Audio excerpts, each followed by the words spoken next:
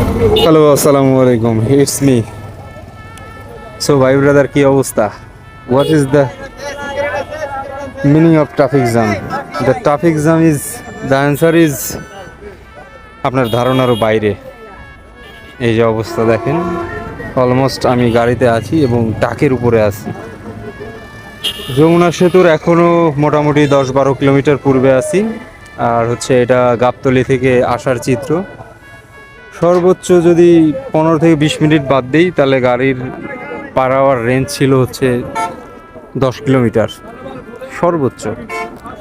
হ্যাঁ, এই তো অবস্থা। ঠিক আছে, মাঝে মাঝে আমি হচ্ছে, হ্যাঁ বাই বাই, বাহ, তা গাড়িটা একটু পাতলা হইলো। একজন রাগে দুঃখে নেমেই গেল, ঠিক আছে, যদিও সে যমুনা পার হওয়ার জন্য আবার আর একটা গাড়ি খুঁজবে। তো এই হলো অবস্থা। যারা আসবেন তাদের অগ্রিম welcome for the traffic jam. হ্যাঁ, এটা আপনি নিঃসন্দেহে এনজয় করতে করতে আসতে পারবেন, মানে কোনো প্রকারের সন্দেহ নাই। ঠিক আছে, যে কি পরিমাণে, এই যে দেখেন অবস্থাটা, মাঝে মাঝে আমি নিজেকে একটু দেখাচ্ছি। ঠিক আছে, এই যে আমার অবস্থা, সোনার অঙ্গ পুরে ছারখার হয়ে গেছে। হ্যাঁ, কি বলবো, কোনো ভাষা নাই বলার। ফর মনে করেন যে জাস্ট ফর হ্যাং অবস্থা। ঠিক আছে, মানে বলার ভাষা নাই। মানুষ আসলে যাচ্ছে নারীর টানে, প্রেমের টানে, হ্যাঁ, জন্মভূমির টানে, বন্ধু বান্ধবদের টানে। মানুষ যে যাচ্ছে আসলে কেন যাচ্ছে বুঝতেছে না।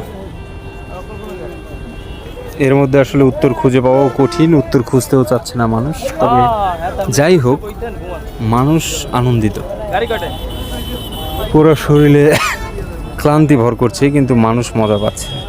মানুষ বাড়ি যাচ্ছে, এটা ফিল করতে পারছে।